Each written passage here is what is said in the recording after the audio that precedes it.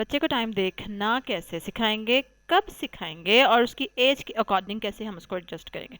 बिस्मिल्लाहिर्रहमानिर्रहीम, अस्सलाम वालेकुम, वेलकम टू माय चैनल। मैं फ़रा तकरीबन 20 ईयर्स तक मैं डिफरेंट स्कूल्स में टीच करती रही। फिर जब एजुकेशन सिस्टम मुझे इतना सेटिस्फैक्ट्री नहीं लगा तो फिर मैं छोड़ दिया स्कूल को, अपने बच्चों को भी स्कूल से उठा लिया। अब मैं उनको घर पे ही पढ़ाती हूँ, जो उनके लिए नई चीज़ें सीखती हूँ अपने इस चैनल पे शेयर करती हूँ। जो लोग इंटरेस्टेड हो ज़रूर सब्सक्राइब करें मेरे चैनल को और बेल आइकन पे भी ज़रूर क्लिक करें।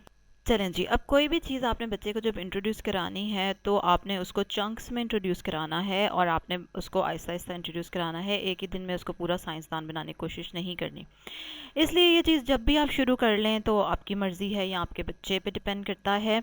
जैसे कि अब घड़ी के लिए सबसे पहले आप शुरू कहाँ से करेंगे, ठीक है, टाइम दिखाना शुरू कहाँ से करेंगे। शुरू आप यहाँ से करेंगे कि बच्चे को दिखा के, क्लॉक घर में लगा उसको दिखाएं, वॉच उसको दिखाएं, पेन नहीं अगर तो आजकल तो खैर रिवाज ही नहीं है, लेकिन ये चीज़ें देखना ज़रूरी है बच्चे के लिए। और गिनती वाली इस तरह, क्योंकि इन्हीं पे ही बच्चा सीखेगा ना शुरू में। तो सबसे पहला काम तो ये बच्चे को दिखाना। अब ये दिखाना आप किसी भी एज पे शुरू कर सकते हैं, 2.5 साल से, 3 साल से, यू नो, या पहले नहीं दिखाई तो अब अगर आप टाइम उसको शुरू कराना चाहते हैं तो अब दिखाएं उसको पहले उसको दिखाना ज़रूरी है बच्चे को वो चीज़। उसके बाद फिर आहिस्ता आहिस्ता आप उसको इंट्रोडक्शन शुरू करेंगे, ठीक है। हाथों का तारुफ कराएं जब तक बच्चे को गिनती नहीं आती, ठीक है, तब तक आप हाथ चेक कराएंगे। एक छोटा हाथ है और एक बड़ा हाथ है, small hand and big hand, and they are moving.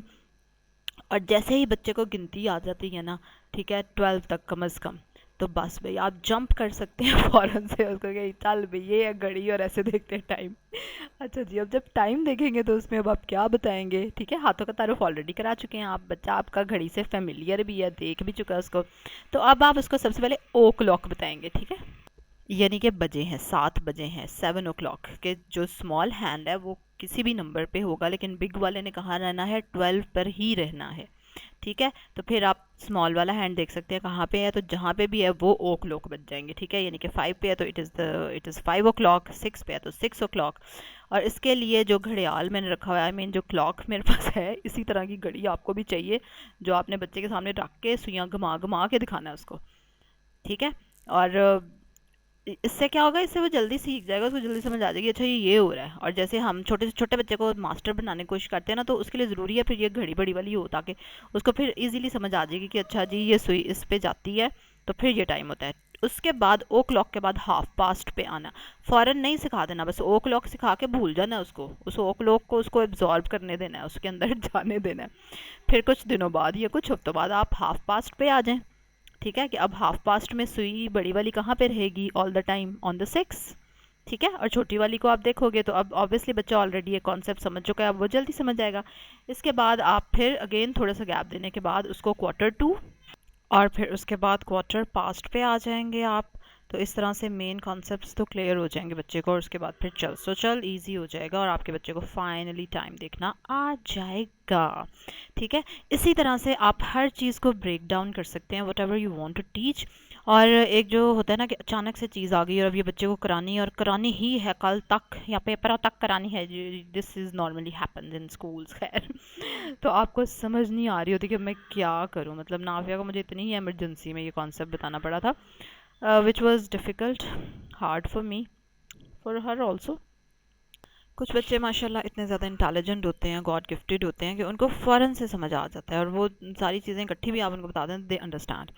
So it very much depends on the child, ठीक है। बच्चे टू बच्चे ये चीज़ वेरी करती है, इस चीज़ को आपने जहन में रखना है, हम अपने कम अज़ कम, ठीक है। आपका बच्चा बहुत अच्छा हो सकता है, और अच्छे ही होते हैं बच्चे नॉर्मली, ठीक है। हर एक का अपना लर्निंग स्टाइल होता है, so just be easy, try your best.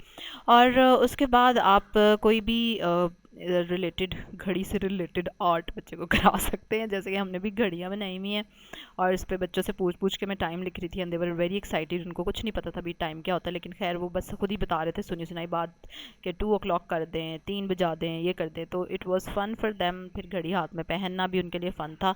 तो इसलिए जितने भी घड़ियों से रिलेटेड आप आर्ट देख रहे होंगे ना इंटरनेट पे या इंस्टाग्राम पे, तो आप बिल्कुल उनको कैटेगराइज करके तो इस वाले में यूज़ कर सकते हैं, ठीक है। चलो जी, मज़े की वीडियो बन गई। और अब आप लाइक करेंगे मेरी वीडियो को, जल्दी से सब्सक्राइब करेंगे मेरे चैनल को, बेल आइकन पे क्लिक करेंगे। ज़रूर कमेंट्स में आप अपना एक्सपीरियंस शेयर करें जब आपने अपने बच्चे के साथ टाइम डिस्कस किया हो या उसको बताया हो या आपने बताने वाले हैं। क्या एज है आपके बच्चे की, और इसके अलावा और कौन सी चीज़ है जो आपको लगता है कि मैं अपने बच्चों को कैसे सिखाऊं। चले जी, कल एक और वीडियो के साथ आपसे मुलाकात होगी, तब तक के लिए अल्लाह हाफिज़।